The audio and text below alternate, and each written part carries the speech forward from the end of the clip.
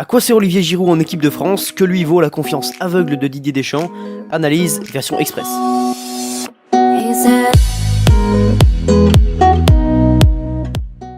Souvent critiqué mais toujours titularisé, Olivier Giroud est au centre de tous les débats qui concernent la sélection nationale. Il y a 10 jours tout juste contre les Pays-Bas, l'attaquant de Chelsea a enfin mis un terme à sa série noire de 10 matchs sans réalisation avec les Bleus, après une campagne de Coupe du Monde complète sans l'ombre d'un but. On lui reproche souvent de ne pas assez marquer, mais si Didier Deschamps lui fait encore confiance, c'est pour moi dû à 4 facteurs qu'on va rapidement survoler. Le premier est celui de l'impact qu'il a dans le jeu français, notamment au niveau du pressing.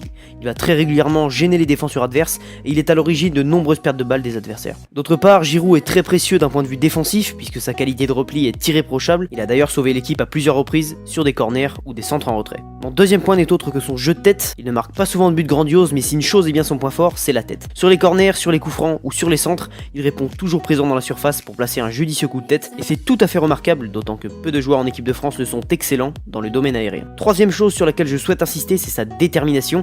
Il est parfois agaçant car il ne bouge pas énormément, il ne propose pas toujours, mais c'est lui qui montre de la combativité sur le plan offensif, toujours au duel et toujours prêt à faire remonter le moral de l'équipe. Enfin, mon dernier élément, et heureusement, concerne sa capacité à marquer, mais pas n'importe quel type de but. Il s'agit des buts qu'on appelle de renards des surfaces, c'est-à-dire des buts inattendus, pas forcément splendides, mais toujours au bon moment, au bon endroit. C'est sa finition, parfois brouillon, qui finalement fait sa force.